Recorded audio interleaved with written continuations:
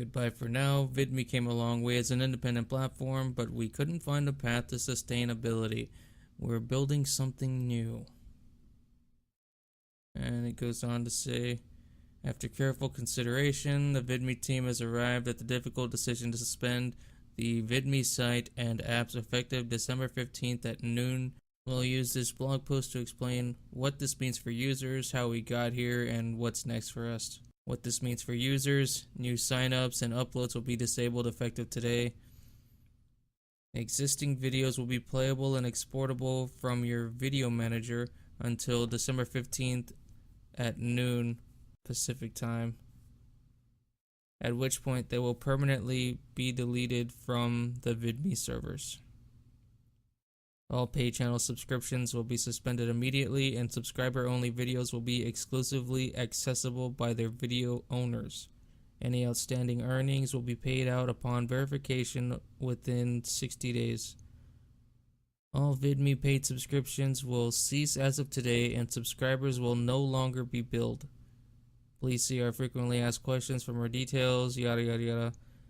Monetizing user-generated content is increasingly challenging.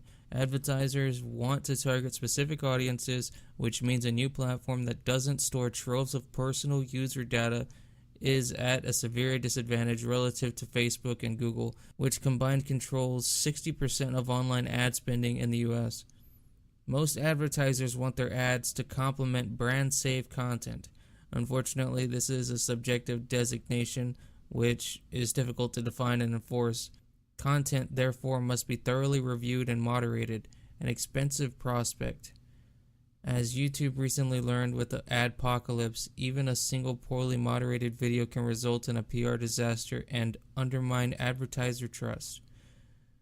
Few advertisers are willing to negotiate direct deals with platforms that don't have enormous scale, meaning ad revenue rates that are lower for newer platforms. In turn, there's less overall revenue to be shared with creators, which means creators are less likely to support newer platforms for a sustained period of time.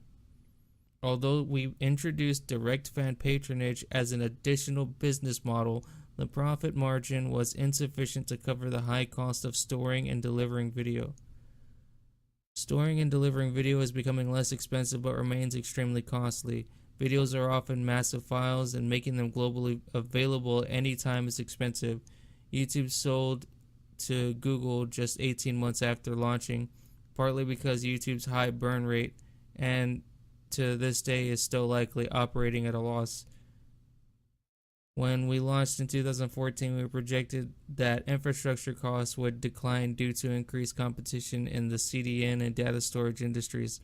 While marginal prices have fallen dramatically over the past few years, our aggregate costs still outpaced our ability to generate meaningful revenue. The definition of scale has changed, and attracting audiences away from existing platforms is harder than ever. 8 of the 10 most popular apps are owned by Google and Facebook. Both companies also have many other apps that continually pull users back into their networks.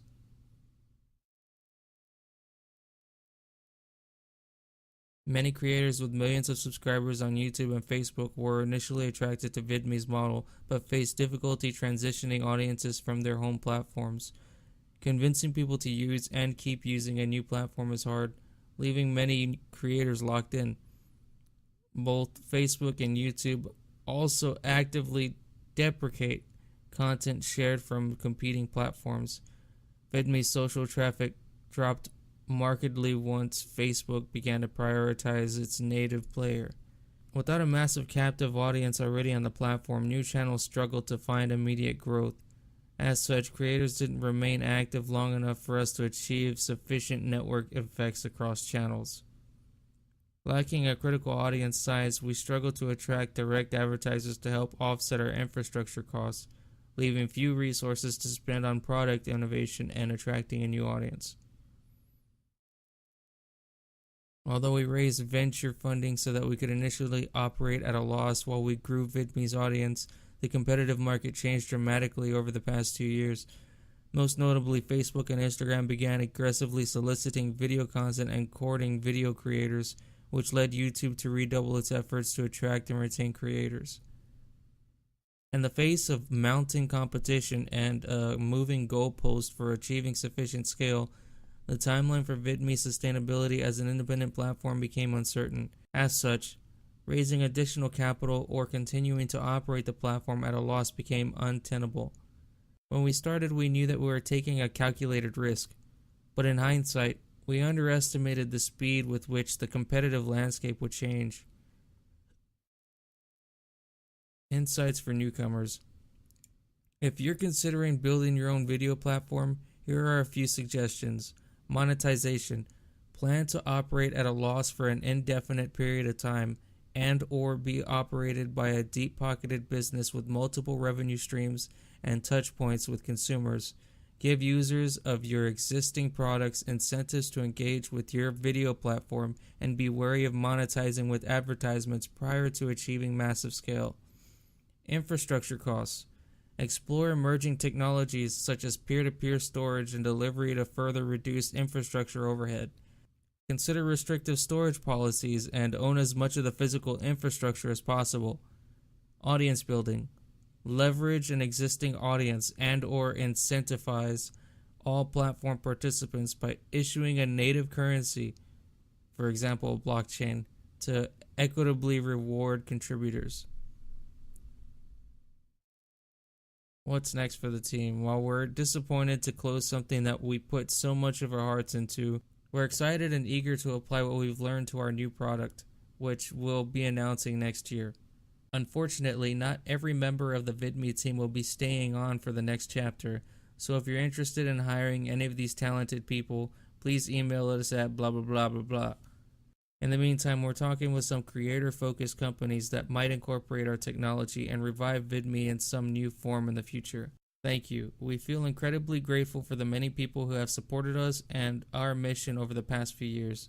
Thank you to the early community members whose vital feedback helped improve the VidMe product. Thank you to our teammates who put our hearts into building a new home for creators of all kinds. We're proud of how much was accomplished by such a small team. Thank you to our friends and advisors who helped us navigate the many complexities of operating a lean startup against some of the biggest companies in the world. Thank you to our investors for believing in our bold plans and for supporting us in our decision to apply what we've learned to something new. Most of all, thank you to the creators who made VidMe possible. Thank you for investing your time and energy into building an incredible community, for graciously sharing your feedback and constructive criticism, and for delighting and amusing us every day with awesome videos.